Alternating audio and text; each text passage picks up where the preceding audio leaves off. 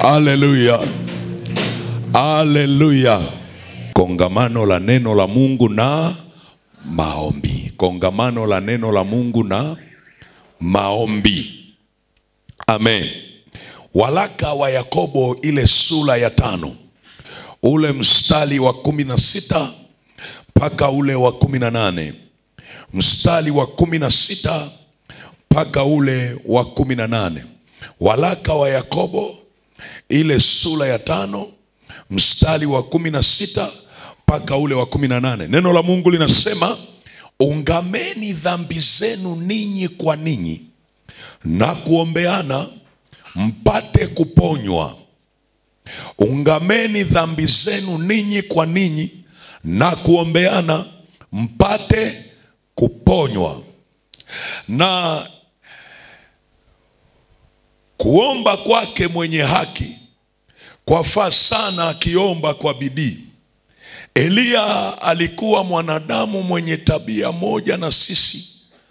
Akaomba kwa bidii mvua isinyeshe, na mvua haikunyesha juu ya nchi muda wa miaka 3 na miezi 6. Akaomba tena, mbingu zikatoa mvua, nayo nchi ikazaa matunda yake. Haleluya. Ukisoma haya maandiko kwa kifupi kabisa, utaona kuna jambo la kimaombi, au kwa lugha nyingine tuseme kuna maombi. Kuna kitu kinazungumzwa juu ya muombaji, lakini muombaji mwenye haki, sema mwenye haki. Anasema kuomba kwake mwenye haki kwafaa sana akiomba namna gani? Akiomba namna gani? Akiomba kwa bidii. Kwa lugha nyingine anatuambia kuna vitu ili uweze kupokea kutoka kwa Mungu, au kuna matokeo ili uweze kuyaleta kwa njia ya maombi. Matokeo hayo yanategemea anayeomba aombe kwa bidii. Bidii maana yake ni zaidi ya ukawaida, ni nje ya mazoea uliozoea.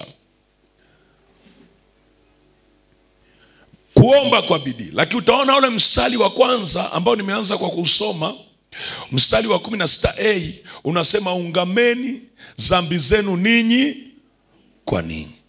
Alafu anasema ombeaneni mpate kufanya nini? Mpate kuponywa. Maana yake kuna kanuni ya kuombeana. Ombeaneni mpate kuponywa. Lakini ukiendelea pale chini anasema kuomba kwake mwenye haki kwafaa sana akiomba kwa bidii. Ili ni kongamano la neno la Mungu na maombi. Kwa habari ya kuomba kwa bidii ni maamuzi yako wewe. Hakuna mtu atakulazimisha omba kwa bidii. Ni wewe kuamua kwamba mimi nimejua ajenda za kikongamano. Nilikuambia malengo kama 6. Malengo ya kikongamano. Kwamba mimi nimejua Mungu anataka kitu gani kifanyike kwenye maisha yangu. Sasa ili kitokee inategemea kuomba kwa bidii. Lakini anatoa mfano wa mtu mmoja anaitwa Eliya, kwamba alikuwa mwanadamu mwenye tabia moja na sisi. Akaomba kwa bidii mvua isinyeshe. Sasa ukiona yale maombi anayosema pale ni maombi kama ufunguo. Manake kuna vitu unaweza kuvifungua ama kuvifunga kwa njia ya nini? Ya maombi. Mwalimu, tunaenda kuomba nini? Unisikilize. Fungua kitabu cha Wakorinto. Wakorinto wa pili ile sura ya 10. Umeiona sura ya 10? Umeiona sura ya 10?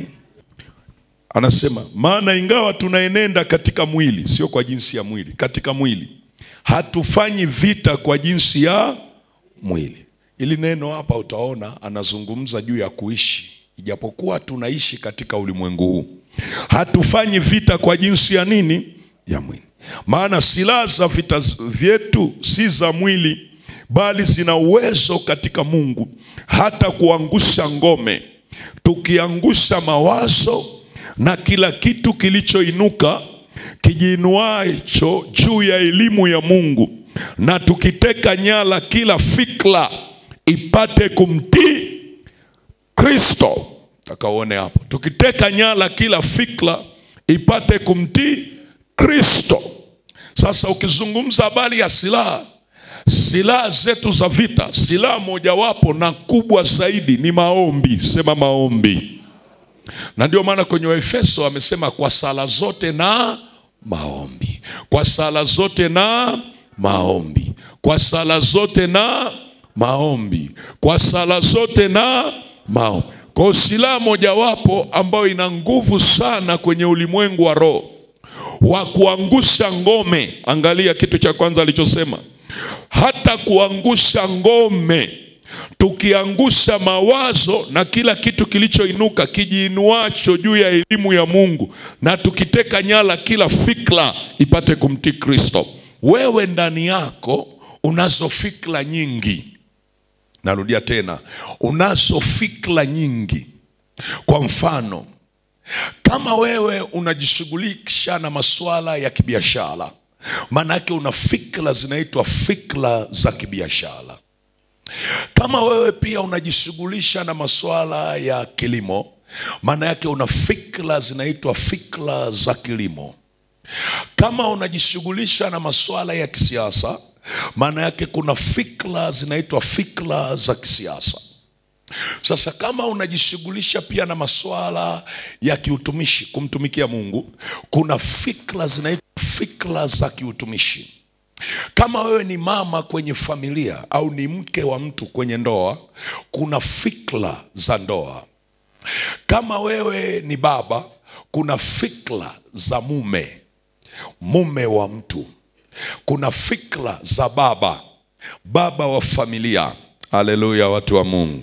Sasa katika fikra zote hizi, kuna fikra ambazo ni upande wa Mungu, lakini kuna fikra ambazo ni upande wa giza. Kuna fikra ambazo ni upande wa Mungu na fikra ambazo ni upande wa nini, watu wa Mungu? Wa giza. Haleluya. Sasa kuna fikra ambazo ni upande wa giza, zitakusukuma au kukuongoza kufanya vitu kwa kutegemea kanuni za nini, au msaada wa nini? Wa giza. Ndio unasikia mtu anasema huwezi kufanikiwa kibiashara mpaka una mganga wako. Usifikirie anatania, kwa sababu ndio fikra alizojengewa. Amen. Wala usijukafikiri anatania, ndizo fikra alizofanya nini, alizojengewa. Mwingine anaambiwa huwezi kupona ugonjwa ulio nao mpaka tukupeleke kwa nani? Kwa mganga wa kienyeji. Ndio fikra alizofanya nini, alizojengewa. Lakini kuna mawazo. Unaposikia anaposema tukiangusha mawazo na kila kitu kijiinuacho. Kumbuka, kuna mawazo ya Mungu, nilikwambia siku ya kwanza ile, na kuna mawazo ya nani? Ya shetani. Na nilikupa hadi mifano. Nikakupa mfano wa Petro. Mungu alipomfunulia kwamba Yesu ni Kristo, akasema, na Yesu mwenyewe akakiri akasema, sio damu na mwili kilichokufunuliwa haya, bali ni Baba amekufunulia haya. Si ndio, watu wa Mungu? Lakini baadaye tunamuona Petro akiingiliwa na mawazo ya nani? Ya shetani. Kwa hiyo kuna wazo la Mungu na wazo la shetani.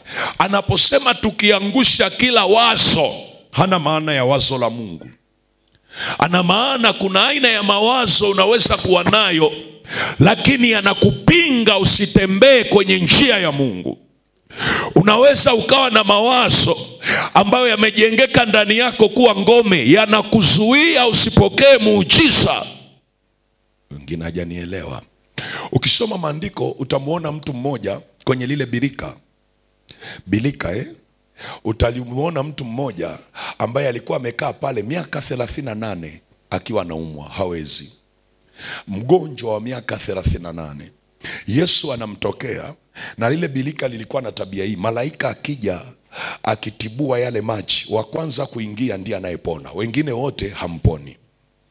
Sasa Yesu anatembelea lile eneo, anakutana na huyu aliyeteseka miaka mingapi? 38. Anamuuliza, unataka kuwa mzima? Unakumbuka majibu aliyomjibu? Nawauliza, mnakumbuka majibu aliyomjibu? Alimwambiaje? Alimwambiaje?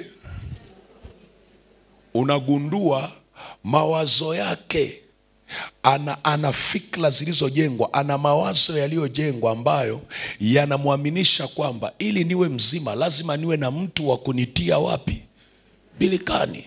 Kuna mtu anaweza akawa na mawazo kwamba ili nifunguliwe lazima nikutane na mwalimu uso kwa uso, niongee naye, aniombee, ndipo nafunguliwa. Wakati kumbe Yesu anaweza akakufungua wakati praise wanaimba. Si kama mnanielewa?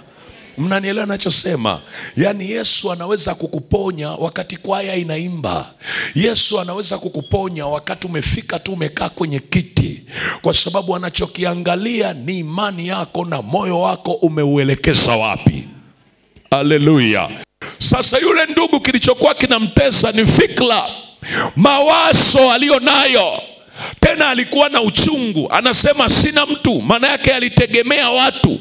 Ndugu wamemuuguza mpaka wamemchoka, wamemwacha hapo, anategemea watu. Nenda utaenda kusoma, nafikiri ni Yohana sura ya 5. Yohana sura ya 5. Amen. Utaenda kusoma mstari kuanzia wa 2. Na huko Yerusalemu penye mlango wa kondoo pana birika itwayo kwa Kiebrania Betizasa. Tunaita Betizasa. Zatha au Zata. Vyote si vinaenda sawa, kwa sababu kule mbele kuna TH. Amen. Betizatha au Zata, si ndio? Kwa mfano ukimuita mtu anaitwa Elizabeth, si wanaandika TH, Elizabeth. Amen, amen. Kwa hiyo inategemea unavyosoma. Hiki ni Kiebrania. Betizata ni Kiebrania, wala sio Kikulia hiki wala Kiswahili. Ingawa sisi tunaita Kiswahili, ni Kiebrania hiki. Jina la Yesu libarikiwe. Anasema iitwayo kwa Kiebrania hiyo. Afu nayo ilikuwa na matao 5. Ndani ya hayo jamii kubwa ya wagonjwa walikuwa wamelala. Yani walikuwa wagonjwa wameweka pale kambi. Tena wagonjwa wametaja vipofu, viwete, nao waliopooza wakingoja maji yachemke. Kwa maana kuna wakati ambapo malaika ushuka akaingia katika ile bilika akayatibua maji. Basi yeye aliyeingia wa kwanza baada ya maji kutibuliwa akapona ugonjwa wote uliokuwa umempata. Umeona? Ndio kanuni iliyokuwepo kwenye hilo bilika. Lakini neema iliyoje, Yesu akatembelea lile eneo. Anapotembelea, angalia mstari wa 5. Anasema na hapa palikuwa na mtu ambaye amekuwa hawezi muda wa miaka 38. Yesu alipomuona huyu amelala, naye akijua ya kuwa amekuwa hali hiyo siku nyingi, akamwambia, wataka kuwa mzima? Angalia swali la Yesu. Yesu apindishi hivi. Anakuuliza, unataka kuwa mzima? Alimjibuje? Angalia anachomjibu. Yule mgonjwa akamjibu, Bwana, mimi sina mtu wa kunitia birikani. Angalia kutegemea misaada ya watu. Mimi sina mtu.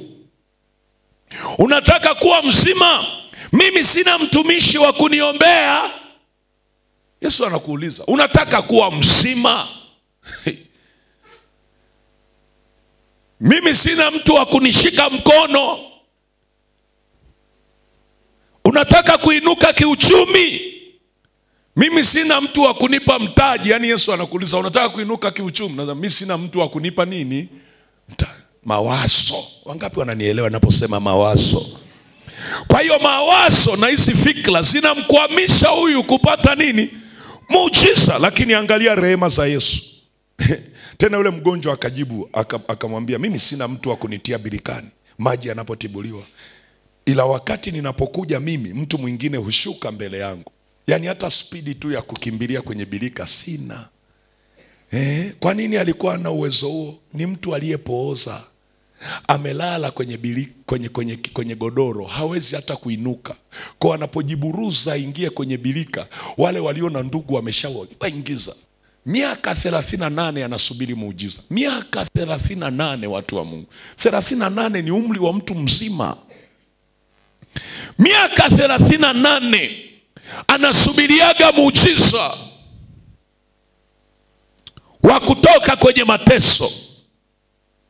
Yesu anamuuliza. Yesu huwa ajali jambo linalokutesa limekaa miaka mingapi. Na ule mtindo wa kusema unajua hili ni jaribu langu wakati Mungu hajasema. Acheni hayo mambo. Usikubaliane na mateso kama Mungu hajasema hilo ni jaribu. Kataa haya masuala ya mateso. Mnanielewa ninachosema? Kataa.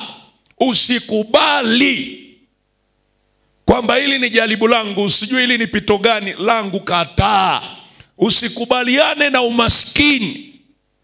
Eti hili ni pito langu, ni pito langu. Miaka 38 ni pito langu. Kataa. Yesu anapokupa nafasi ya kuja kwenye makongamano kama hivi, ana jambo la kufanya kwenye maisha yako. Sasa mwalimu, kikwazo ni nini? Mawazo na fikra. Ndio maana nimekufundisha kuomba kwa bidii, lakini ajenda ya kwanza unayotakiwa kuombea ni kushughulikia mawazo na fikra. Kuna elimu unazo ambazo hizo elimu ziko kinyume na elimu ya Mungu. Ndio maana kwenye Wakorinto anasema tukiangusha kila mawazo na elimu inayoinuka kinyume na elimu ya nani? Ya Mungu, elimu ya Kristo. Kwa kuna elimu nyingi tunazo. Nyingine ni mapokeo tulio nayo. Kabisa. Ni mapokeo kabisa. Kuna watu leo hata hawaamini kwamba Yesu bado anatenda miujiza. Hawaamini. Ukiwaambia Yesu bado anafanya miujiza, Yesu bado anaponya, Yesu bado anafungua, Yesu bado anatenda, hawaamini. Kinachowafanya wasiamini ni nini? Kuna elimu ndani yao. Kuna mawazo, kuna fikra zimejengwa ndani yao.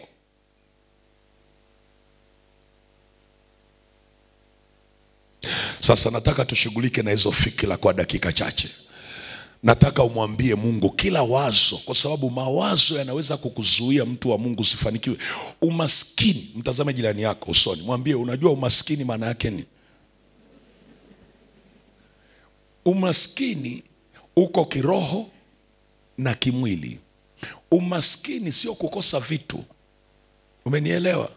Umaskini sio kukosa fursa. Umaskini.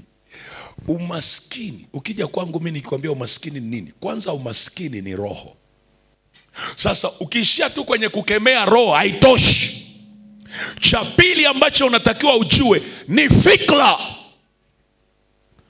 Umezaliwa, umekuta kuanzia babu, baba, mama wanakanyaga kwa mguu. Kwa unafikiri ndio mfumo wa maisha. Umetengenezewa hizo fikra.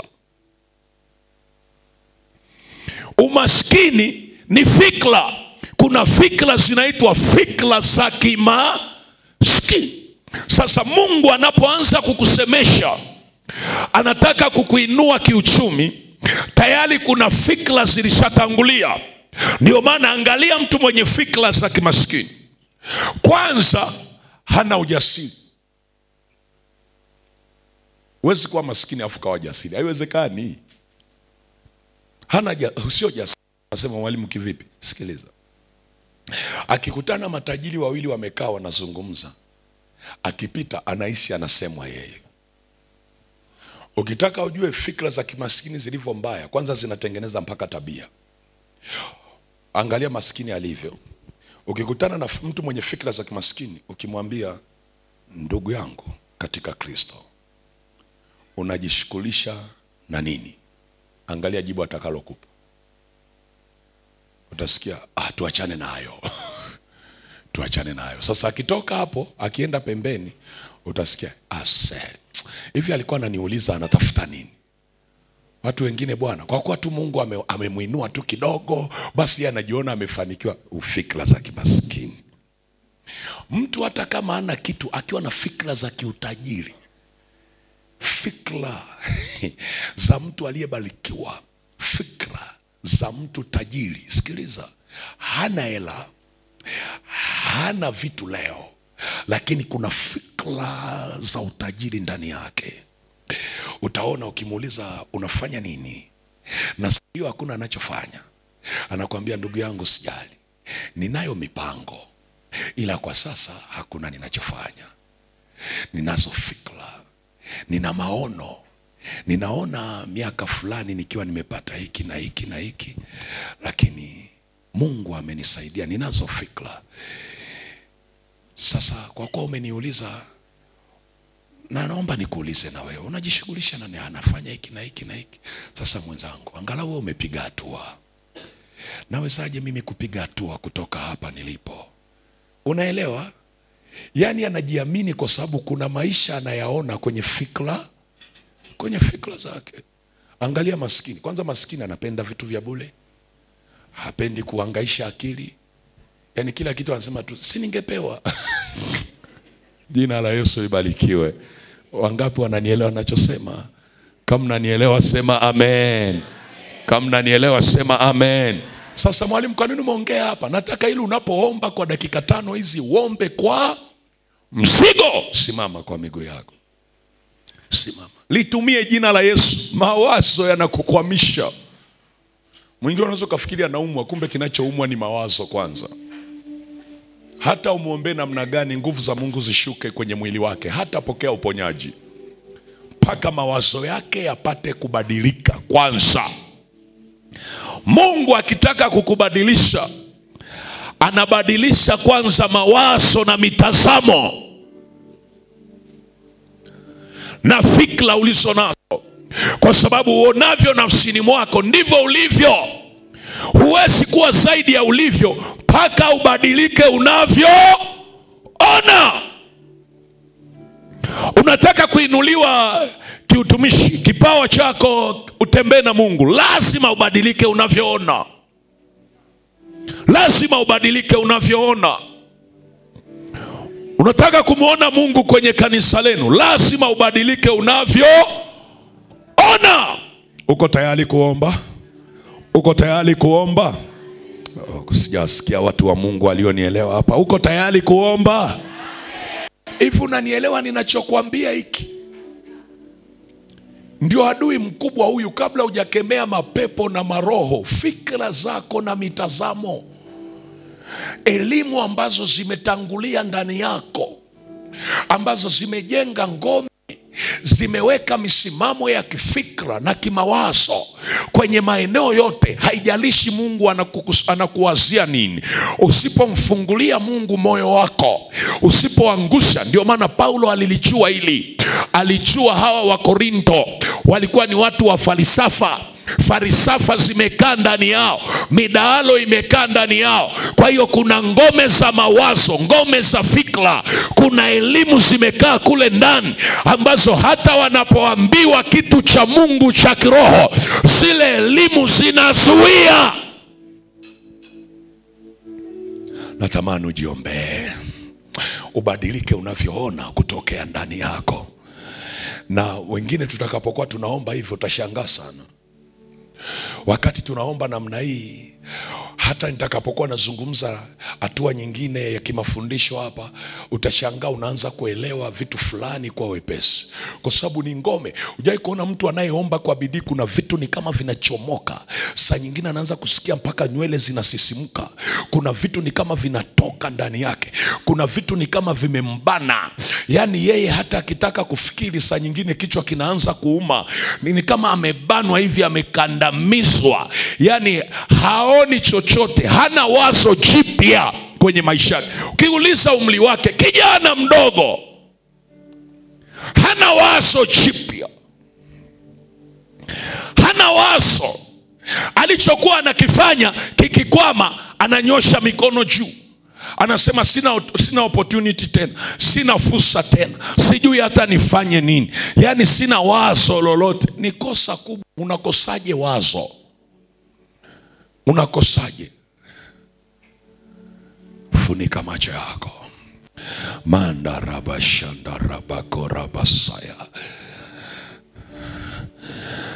Mando robosi. Natamani uombe kwa bidii, hata kama ni dakika 5 nikisema amina, lakini umeomba, umeangusha na mengine unayajua. Unapoomba unatafakari, hivi yako mawazo mimi yananizuia wapi?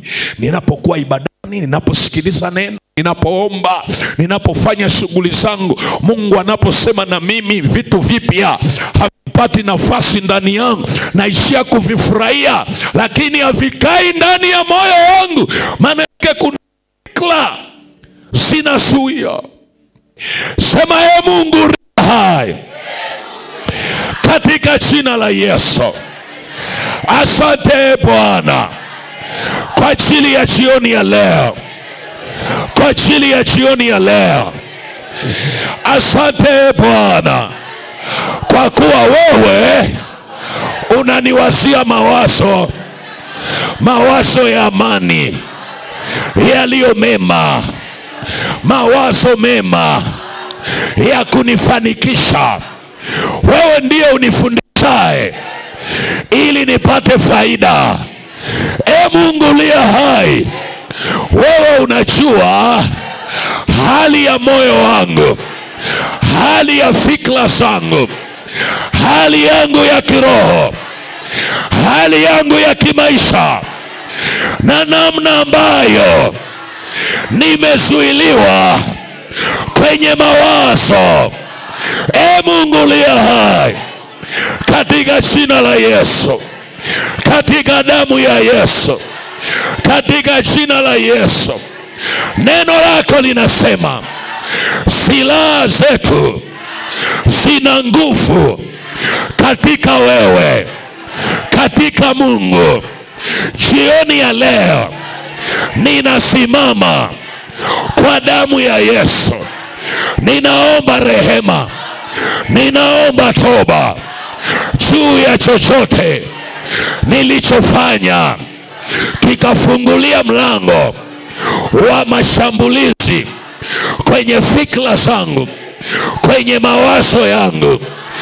Bwana, ninaomba unilehemu Bwana juu ya wazo lolote nililoruhusu kwenye maisha yangu lisilotoka kwako, ambalo limekaa kwenye moyo wangu, likawa ngome, likawa zuio la mambo mapya, la uponyaji, la miujiza, likazuia mawazo mapya ya kiuchumi, mawazo mapya ya kiroho, mawazo mapya ya kunifanikisha. Jioni ya leo, jioni ya leo, nilehemu Bwana, nilehemu Bwana, nilehemu Bwana, kwa damu ya Yesu, kwa damu ya Yesu. Imeandikwa, kwa kusudi hili mwana wa Mungu Yesu Kristo ulidhihirishwa ili upate kuzivunja kazi za ibilisi. Jioni ya leo, kwa damu ya Yesu, kila fikra, kila wazo, kila elimu ndani yangu ninaiangusha. Ngome yoyote iliyojengwa kwenye mawazo, jioni ya leo ninakuangusha. Bomoka kwa jina la Yesu, bomoka kwa jina la Yesu, bomoka kwa jina la Yesu, kwa jina la Yesu, kwa jina la Yesu, kwa jina la Yesu, kwa damu ya Yesu. Na kila roho inayosimamia hayo mawazo, hiyo fikra, achia, achia, achia, achia, achia, achia kwa damu ya Yesu. Omba sasa, omba mwenyewe. Bomoa hizo fikra, bomoa hiyo mawazo, bomoa hizo ngome, ziangushe, ziangushe. Neno linasema kuangusha, ziangushe. Tumia neno la Bwana. ziangushe, ziangushe, ziangushe. Angusha hizo fikra, angusha hizo fikra kwa damu ya Yesu aliye hai. Tunaangusha kila kikwazo kwenye mawazo, kwenye mawazo ya watoto wako. Tunaangusha kwa damu ya Yesu, kwa jina la Yesu, kwa jina la Yesu, kwa jina la Yesu. Hizo ngome za fikra, bomoa, bomoa, bomoa, bomoa kwa jina la Yesu. Bomoa kwa jina la Yesu. Bomoa kwa jina la Yesu. Bomoa kwa jina la Yesu. Bomoa kwa jina la Yesu. Bomoa kwa jina la Yesu. Kwa damu ya Yesu aliye hai. Kwa damu ya Yesu aliye hai. Kwa damu ya Yesu aliye hai. Ninaachilia damu ya Yesu kwenye hizo fikra, kwenye hayo mawazo. Tunayaangusha hayo mawazo. Tunaangusha hizo fikra kwa jina la Yesu. Kwa jina la Yesu. Kwa jina la Yesu. Fikra ambazo zinazuia neno la Bwana, mawazo mapya yasipite ndani yako, tunaziangusha, tunaziangusha kwa jina la Yesu. Kwa jina la Yesu. Kwa jina la Yesu. Kwa jina la Yesu. Kwa jina la Yesu. Kwa jina la Yesu. Mandorobo sandaraba korabasaya ridoriandarabasa. Kwa damu ya Yesu Kristo, kwa jina la Yesu Kristo, tunaangusha, tunaangusha, tunaangusha, tunaangusha, tunaangusha, tunaangusha.